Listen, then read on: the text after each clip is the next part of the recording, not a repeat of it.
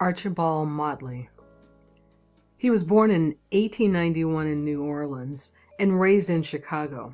Motley knew as a child that he wanted to be an artist.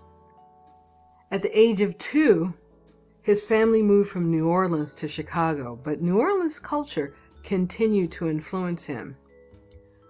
Always interested in Chicago's Black life, Motley would venture as a child to the 35th and State Street to watch people dance and sing. In elementary school, Motley recognized his love for drawing, and his mother encouraged him to draw still lifes. While in high school, he worked part-time in a barber shop. His father, a Pullman porter on the Michigan Central Railroad, met a Dr. Frank William Gunnison, president of the Armour Institute, now known as the Illinois Institute of Technology. Anyway, he met Gunnison on a train. Gunnison took an interest in Archibald and wanted him to become an architect, offering him a 4-year scholarship at the Armour Institute. But Motley insisted he wanted to become an artist. So Gunnison paid his first-year tuition at the Art Institute in Chicago. Motley studied at the Institute for 4 years. His main influences came from 2 teachers there, Carl Barra, who was a portrait and nude artist, and Henry M. Walcott, an expert in composition. After graduating in 1918, he set up a studio in his parents' house. In fact, this is a portrait that he made of his father in 1921.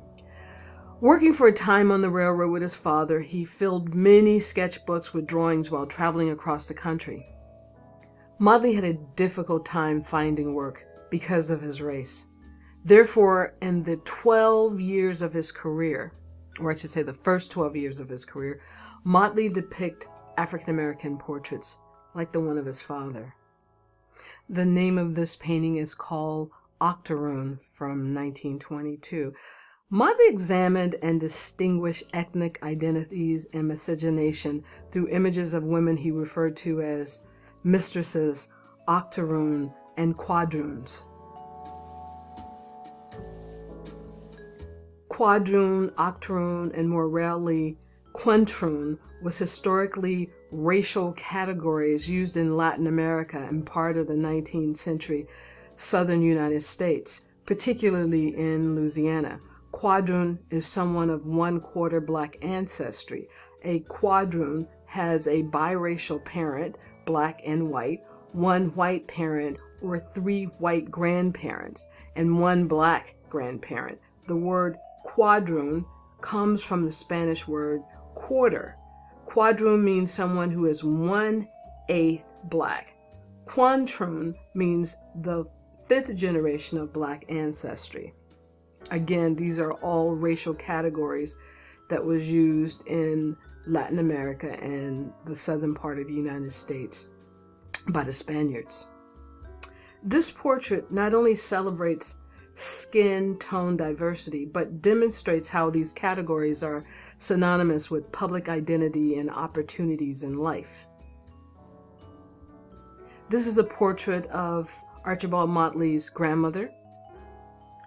This was done in 1922. And this is another portrait of his grandmother. This is called Mending Socks from 1924. In this portrait of his paternal grandmother, Emily Motley, the artist paints objects that highlight her history, her home life and values. Miss Motley mends the family socks. This is her daily routine. Arranged as a still life, the bowl of fruit, the lantern, and a pile of books on the table mark her as a member of the educated bourgeoisie. She was taught reading and writing along with her mistress's children. The blue and white tablecloth, which has an American Indian design, refers to Emily Motley's Native American husband. The crucifix above attests to the strength of her religious faith, while the oval painting of her former mistress serves as a visual reminder of her former life as a slave. It was given to her on the day she was freed.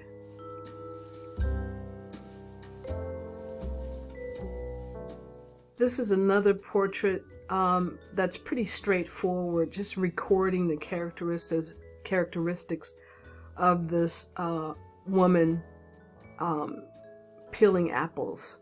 And that's the name of it, Woman Peeling Apples, 1924. This is called The Octoroon Girl from 1925. He often portrayed the Creole culture of Louisiana with its various racial mixes. His paintings represent African American women with dignity, responding to such negative stereotypes as the Mammy or the Jezebel.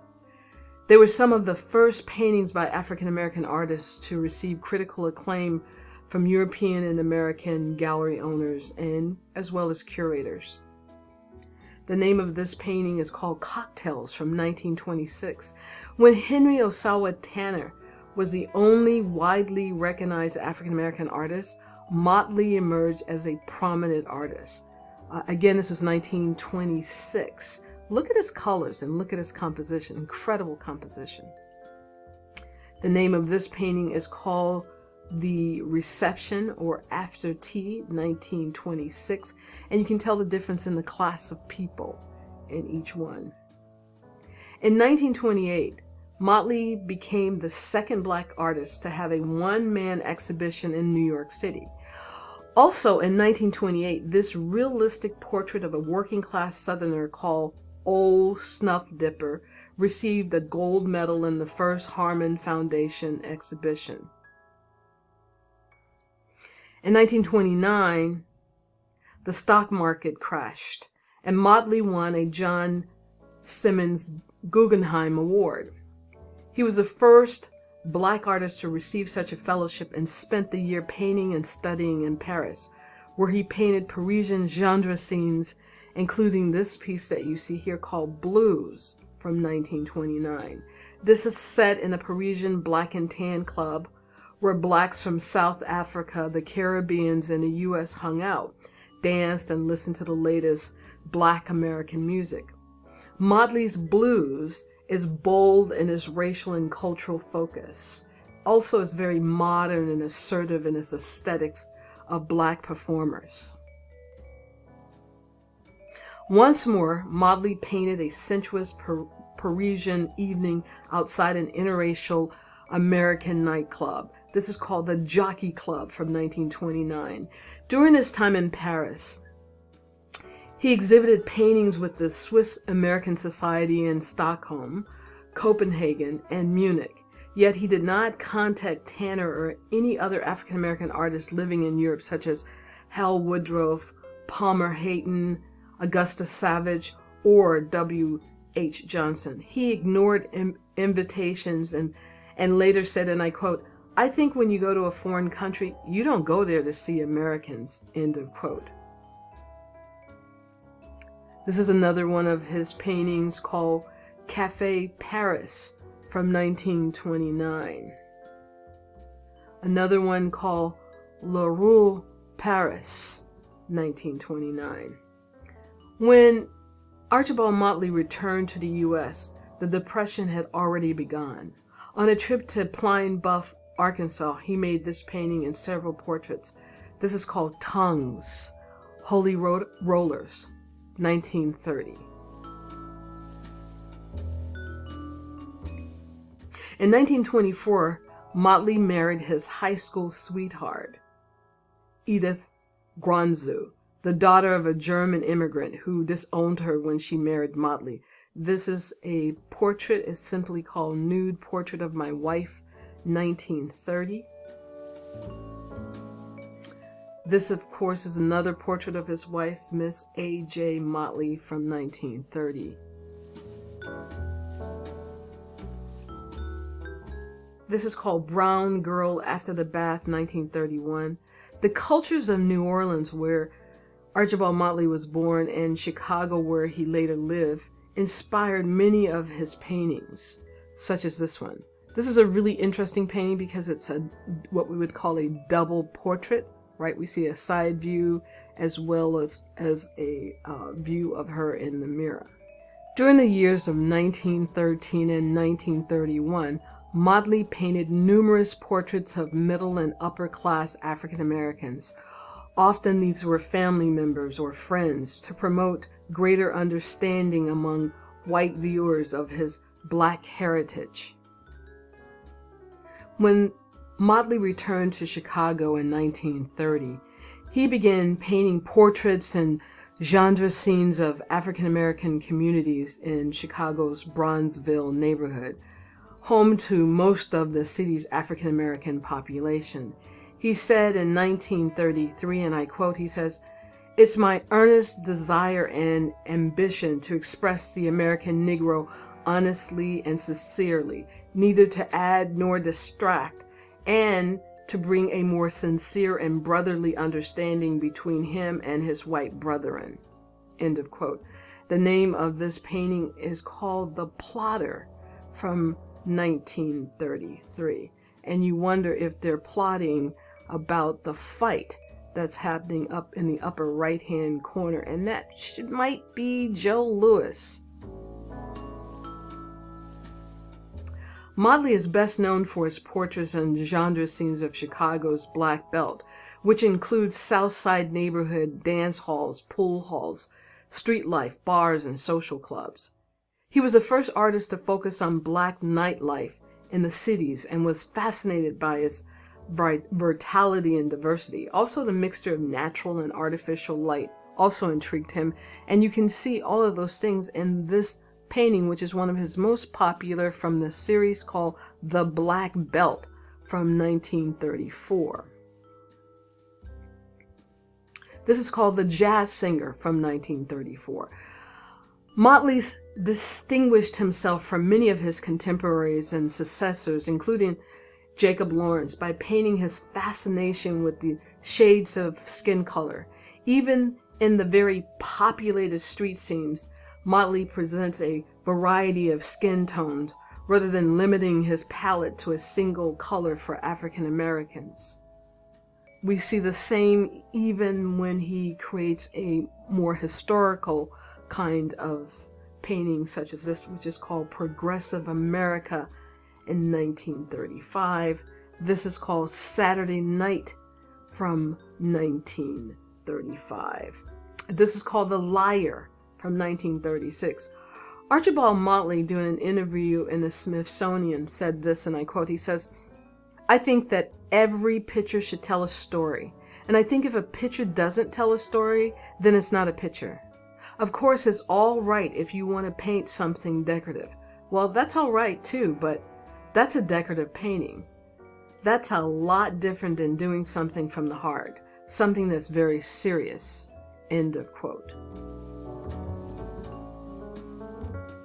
This is called The Picnic. It's from 1936. And this is called The Barbecue, and this is from 1937. As stated earlier, Archibld Motley Jr. was among the first of several artists to concentrate on African American life in his paintings. Even though he never worked or lived in Harlem, his work provided a foundation that identified with the Harlem Renaissance. The name of this painting is called Nightlife from 1943. Nightlife is one of Motley's most famous paintings. It depicts one of Bonneville's many night spots. Although the artist painted the picture during World War II, World War II was from 1939 to 1945, his figures seem to have left the world's troubles behind. Inside the club there is upbeat energy. The dancers' pulsating, jumping movements are suggestive of jazz. Motley conveyed the sound and motion of jazz through technique, composition, and color. Fascinated with natural and artificial light, Motley used glowing violet-red tones. The subject of nightlife gave the artist the opportunity to present in his own words, and I quote, "an expression of the numerous shades and colors which exist in such a great variety," end of quote, among African Americans in Chicago. In nightlife, men and women dance while musicians play music on their trumpets. The painting portrays a sense of prosperity because the men and women are wearing fashionable suits and dresses. In 1945, Archibld Motley suffered a severe depression when his wife died after refusing a relatively simple surgical procedure that would have saved her life. He was so depressed that he was unable to paint. Months later, to overcome his depression, he went to work for 8 years in a large studio factory that employed 125 artists, decorating plastic shower curtains. This is a portrait or a self-portrait of Motley. I'm sorry, I don't have a date for this. Motley's work fell into obscurity by the mid-century, but was rediscovered in 1990s, marked by a 1991 retrospective exhibition at the Chicago Historical Society. This is one of the pieces that he created around the time of his depression, or coming out of his depression. This is called After Fiesta, Remorse Siesta, 1959-1960. This is called Barbecue 1960. In 1978, at 86, the noted Chicago painter Archibald J. Motley Jr. sat down to reflect on his successful career with Dennis Berry of the Archives of American Art. Reminiscing about a wide range of topics, he continuously returned to the issue of race, asserting that from the outset he intended to use his art to portray African Americans honestly, declaring, "I've always wanted to paint my people just the way they were," end of quote. He stated further that he wanted to instill a sense of racial pride into his work, which could be appreciated, and I quote, "regardless of the viewer's race, color, or creed," end of quote. This is called Between Acts, and I don't have a date on this. Embracing the idea that fine arts are the highest expression of a culture, Motley, along with many contemporaries, believed that the visual arts can improve understanding between races by dispelling stereotypes and raising the consciousness of all Americans. Here's another one of Motley's paintings. I doubt if this is in black and white, but this is the only image that I've been able to find for this. It's called Chicken Shack, and again, I don't have a date for it. Motley was a detached observer. He later explains, "I never associated much with colored people because, I always lived in white neighborhoods. I used to go out of the neighborhood and go into colored districts and pool halls and what they call saloons where they gathered, and I'd go there just to study of them. They have such a peculiar, subtle sense of humor. It's impressive, very impressive. I just enjoy being around them and listening to them. I never said anything. I always had big eyes and ears. I used to go into those pool rooms. They have certain Negroid expressions which white people never use, and they are individual for them. And I enjoyed very, very much." End of quote. I think this gives you an idea of why some of his images of certain black people look the way they do. His interest in Chicago African American life coincides with the Harlem Renaissance movement, which occurred in the 1920s through the 1940s when African American artists, writers, and musicians celebrated the urban life of blacks. This is a self-portrait again. This is another self-portrait that he made of himself. Again, I don't have a date for these.